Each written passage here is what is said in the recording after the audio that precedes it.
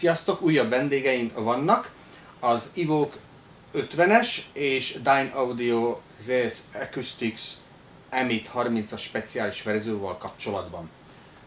Hát szervusztok, mutatkozzatok be! Szia! Szia! Szabó Dodi vagyok Komáromból. Liszka Szabolcs Komáromból. Elmondanám akkor, hogy miket hallgattunk. Audiophile Analog Collection Volume 1-es CD-ről hallgattunk a 7-es számot, a Road 66 Doreen Smith-től, és utána pedig a 8-as számot, a Katyan Percussion Ensemble. Utána pedig hallgattuk a 4Pay Elixir 1-es számát, aminek a címe ugyanaz, mint az albumnak a neve. Igen. Szeretnélek titeket megkérni arra, hogy mondjátok el a nézőknek, hogy milyen élménnyel lettetek gazdagabbak, és hát milyen különbséget hallottatok a két hangszóró között. Hát elsősorban szeretnénk megköszönni a Zavánnak, hogy lehetőségünk nyílt erre a tesztre. Ez nem mindennapi eset, hogy az ember ilyen profi körülmények között tudjon zenét hallgatni. Valójában az jelenlegi elérhető legjobb körülmények között hallgattuk, úgy, mint akusztikailag, úgy, mint erősítő tápkábelek és egyéb felszerelések kell. Úgyhogy hát először az M830-as hangfalat hallgattuk, ezzel a 3 számmal. Első benyomásra nagyon-nagyon tetszett, amit hallottunk. Külön kiemelném a részletgazdag, magas és mély hangokat is, a középhangok is nagyon rendben voltak. Ezután kicseréltük a hangfalakat az Evoke 50-esekre. Nagyon-nagyon jól szólnak az Evoke 50-esek is, de merem állítani, hogy az M830, ami Zalán által fel lett javítva, még jobban szólnak. Annak ellenére, hogy kisebbek a dobozok, mégis valahogy az egész hatás kellemesebb volt a számomra, és hát nagyon megfogott. Ha választanom kéne, akkor valószínű, hogy az M830-at választanám. És te szintén egyetértesz vele, vagy nem is annyira? De egyetértek vele. Megmondom őszintén, először kicsit szkeptikus voltam ezzel a teszttel kapcsolatban, ugye, hogy amit te is mondtál, említett, hogy emberek olyanok, ugye, hogy már nem gyári, és akkor hozzányúlnak, és akkor az már nem eredeti. Igen. De tulajdonképpen utána, hogy meghallgattam a két hangfalpárt, egyértelmű, hogy a tied jobban szól, tehát sokkal tisztább, jobban átadja a hangokat, a hangzás, meg tehát maga hogy mondjam, a teret kitölti jobban, tehát olyan jól. Tulajdonképpen ez is eredeti, csak egy más verzió, Igen, ugye, az Acoustics tuningolt verziója. Igen. Mert hát ugye a hangdoboz és a hangszórók azok ugyanazok, csak hát minden más. Igen. Kevésbé árhatékony szempontból készített verzió ez, ahol nem vettem figyelembe az árat, hanem én egy jobb hangrendszerű oszlopos hangszórót szerettem volna készíteni. De persze itt jön ez a teszt szóba, hogy ugyanaz az ár a két hangszóró. De mégsem szólnak egyformán. Tehát a kérdés az, és azt foglalkoztatja a hifistákat, ugye, hogy mit kapunk a pénzünkért, milyen hangot, és hogy van-e értelme ennek ilyen speciális verziókat gyártani, vagy nem. Tehát, hogy ha annak ellenére, hogy csak a hangzásra fókuszáltam, nem annyira az ára, hogy mibe fog kerülni, de végül is egy sokkal olcsóbb hangszórót változtattam meg hangzásilag, hogy ár szempontjából valójában tényleg drága ez, vagy talán nem is annyira? Úgy mondanám, hogy ez olyan csalóka, mert az emberek a legnagyobb része úgy vásárolja, az első benyomás, mi a látvány, az egy nagyobb doboz, több hangszóró van benne, és ezáltal azt gondolja, hogy Hát az, nekem az kell. Nagyon szépek amúgy. Nagyon szép kidolgozás, de mikor leül és meghallgatja a kettőt, akkor rájön, hogy hát nekem az a kisebb, azért az árért, mind a nagyobb, jobban bejön, jobban tetszik. Jobb a térhatása, a színpadkép egész. Be tudtam határolni, hogy az énekes itt van előttem, a zenekar mögötte van. Meg tudtam jobban határozni, hogy melyik hangszer hol van, hol helyezkedik el. És valójában, mondom, nagyon lenyűgözött és nagyon megfogott, úgyhogy nagyon nem az alapján kell venni, hogy a kinézetre, hogy néz ki ez a hangfal. Jó, igen. Hogy most az egy nagyobb, magasabb, több hangszóró van benne, hanem meg kell hallgatni.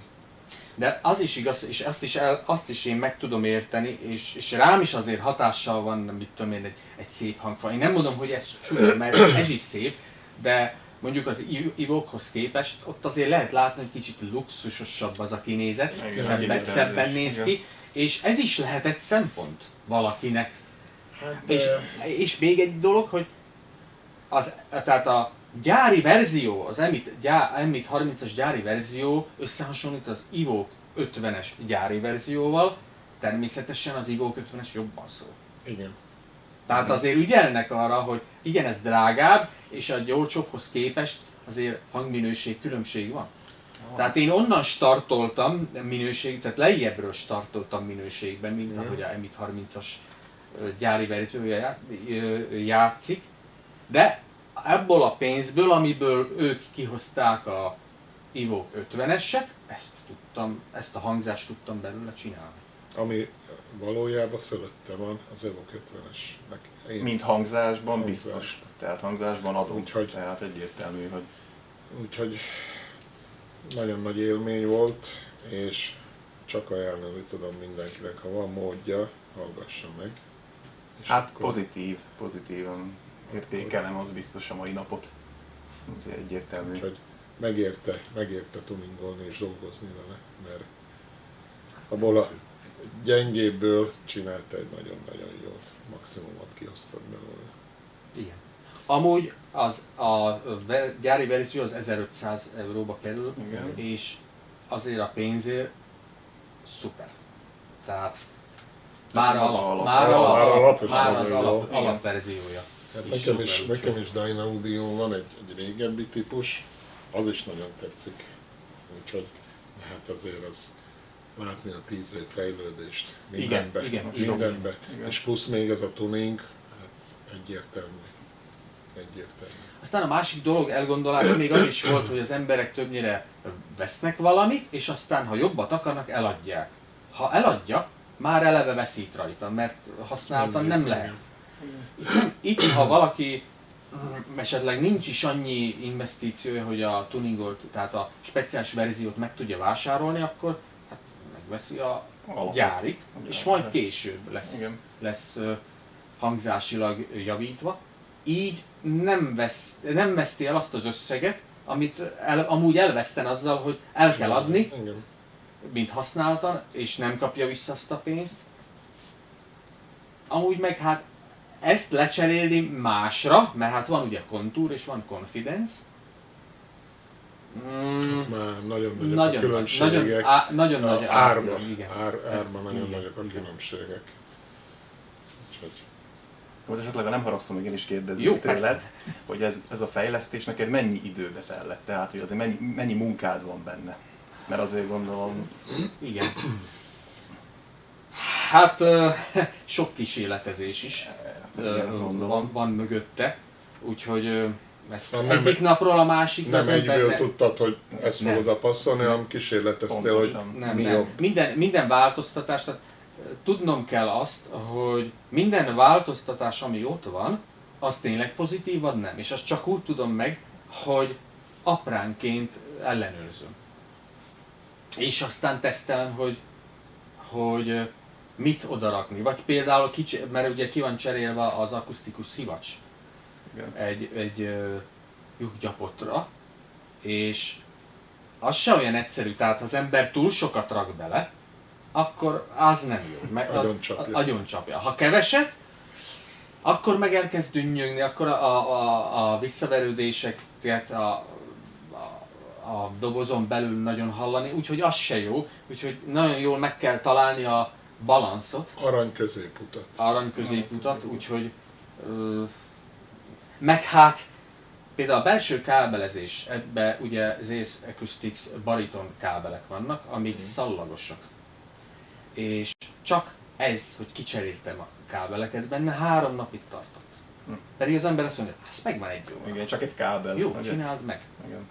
Kicsi hely van, szűk hely van, azok elég szélesek, és nem lehet akárhogy elhelyezni, mert interaktálnak egymással, úgyhogy pontosan kell elhelyezni, nem akárhogy, és szűk a hely, egy kis lyukon keresztül van hozzáférés, és úgy kell színezgetni. Tehát a váltóhoz, ugye a hangszórókhoz,